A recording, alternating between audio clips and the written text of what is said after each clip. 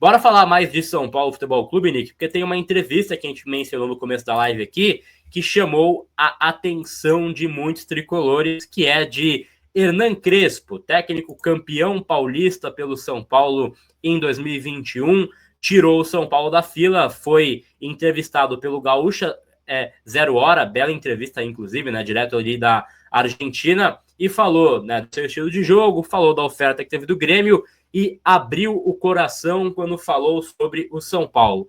Abre aspas para o Crespo. Eu adoraria voltar, pois foi um lugar onde eu me senti muito bem. Gostei muito do dia a dia do futebol brasileiro e aprendi muito. Então, é claro que sim. Aí fala, né? Por que não? Adoraria voltar, mas, logicamente, em um projeto competitivo que aponte para ser vencedor, né? Então, tá aí a aspa do Crespo, tá fatiado aqui na tela, né? Mas tá aí para vocês, então, as aspas do técnico do São Paulo. Eu adoraria voltar, é a aspa do Crespo sobre possibilidade de volta ao São Paulo Futebol Clube.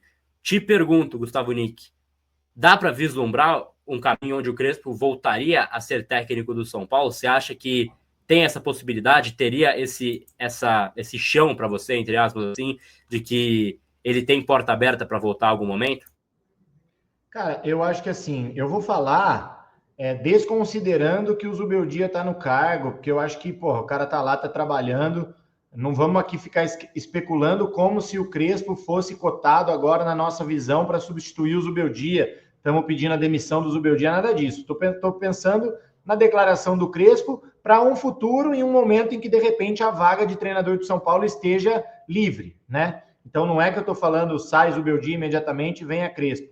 Mas sim, imaginando que se um dia o Crespo estiver livre no mercado e o São Paulo estiver precisando de treinador, eu acho que sim, que esse casamento vai acontecer mais uma vez. Talvez com essa diretoria, não sei, porque foi essa diretoria, essa gestão que acabou demitindo o Crespo no passado, né, na passagem dele aqui, foi ela que contratou, mas também foi ela que demitiu, e eu acho que o Crespo acabou vivendo uma situação muito atípica, né, muito específica na passagem dele no São Paulo, porque ainda era pandemia, ele não jogou com o Morumbi lotado, por exemplo, ele conseguiu cumprir a missão que a diretoria deu para ele, que era ser campeão, depois de não sei quantos anos que São Paulo não erguia um troféu.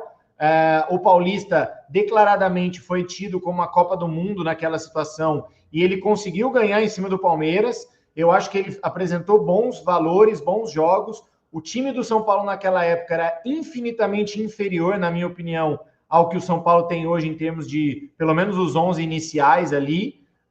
E acho que ele se mostrou um cara baita respeitoso o tempo todo com a camisa do São Paulo, com a instituição, entendendo o tamanho de São Paulo, mesmo sendo um cara que já passou por clubes enormes na carreira. Eu tinha a sensação de que ele realmente respeitava o São Paulo e estava muito feliz e muito empenhado em estar aqui.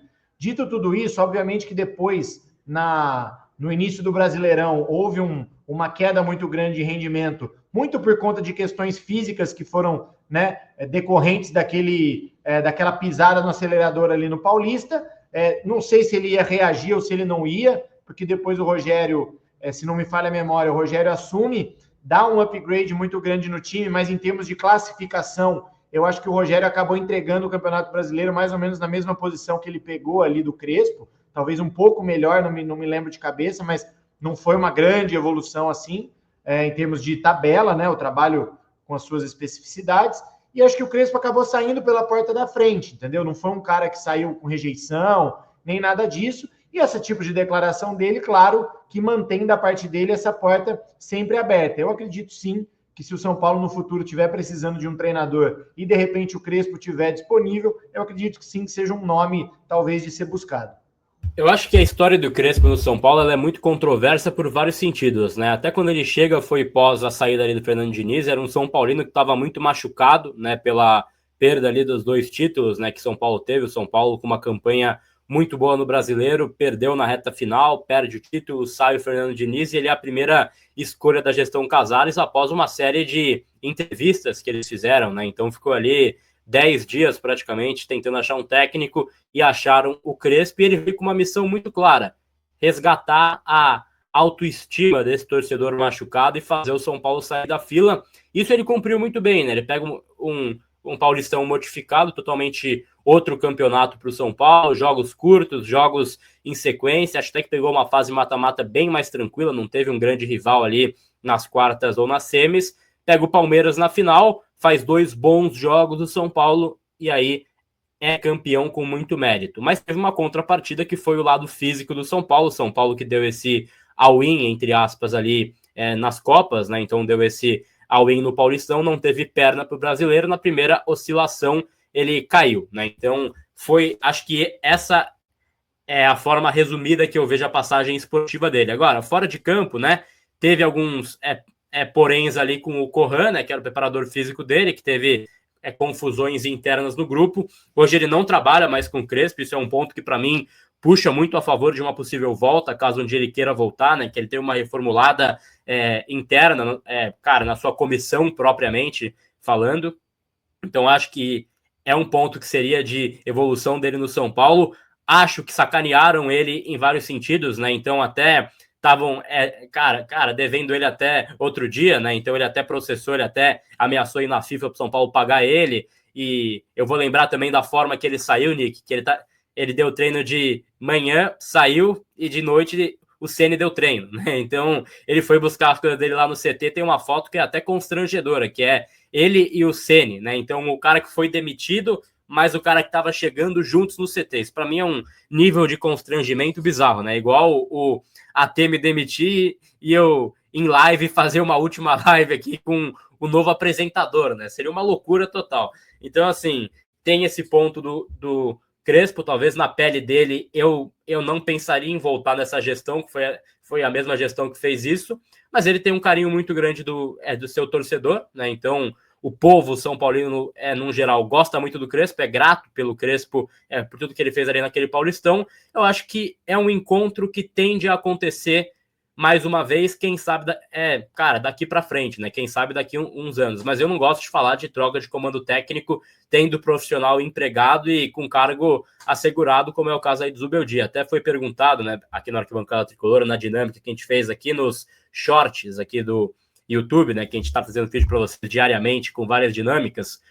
Enfim, nosso Felipe Oliveira me perguntou, né? Falou: caindo do Dorival Júnior hoje, por exemplo, vai que chega o Brasil, hoje toma uma sacolada de 6-0 para Argentina, ele cai do cargo. Você consideraria que ele poderia virar o técnico do São Paulo? De fato, faria uma pressão, é fato. Mas eu não considero troca de técnico tendo um comandante empregado. Para mim é bastante antiético nesse sentido, e eu acho que o Zubeldia tem assim, totais condições de dar a volta por cima com o seu trabalho. Quero crer muito mais nisso, é um lado torcedor demais, talvez, mas eu creio que ele consegue dar a volta por cima, e é o que a gente tem que ter de fixação hoje, que o São Paulo já tem um técnico, mas o Crespo, eu acho que ele tem portas abertas com o torcedor, pelo menos, né, Nick? Não, tô contigo, cara, eu acho que é por aí mesmo. Eu tava olhando aqui enquanto você falava, e acho que foi exatamente isso. O Crespo fez 25 jogos do Brasileiro daquele ano de 21 com o São Paulo, e estava na 13ª colocação com 30 pontos, que foi também a posição, 13ª posição, que o São Paulo finalizou o Campeonato Brasileiro daquele ano. É claro que o Rogério teve muito menos jogos do que o Crespo naquela edição, e que também você pegar um time nessa zona da tabela é mais difícil de você subir, mas assim, o São Paulo estava em 13º, não era que estava quase sendo rebaixado. Então acho que realmente eu entendo, porque o time do São Paulo havia caído muito de rendimento naquela época, mas eu acho que isso muito por conta das lesões e muito porque o São Paulo acabou pisando no acelerador no Paulista, e depois a conta acabou chegando, né? Principalmente as 10 primeiras rodadas daquele campeonato, que o São Paulo não ganhou nenhum jogo, acho que foi ganhar na 10ª rodada a primeira partida contra o Inter, se não me falha a memória. Lógico que isso gera uma pressão quase que insustentável, mas o Diniz, com a outra gestão, teve bastante tempo para trabalhar, o Rogério ficou mais de um ano também no São Paulo, o Dorival a mesma coisa e acabou saindo porque ele foi para a seleção e não demitido. Então, talvez essa paciência que a diretoria teve, essa mesma diretoria teve com outros treinadores, e o Crespo não teve tanta paciência assim. Claro que ficar falando de obra pronta é muito mais fácil, mas ele se mostra um cara preparado. Ele foi lá para o time dele no Catar, né, se não me engano, e ganhou título lá também, título importante, fez bons jogos, enfim. Acho que é um cara para estar sempre no radar do São Paulo aí, numa eventual necessidade. Amigo!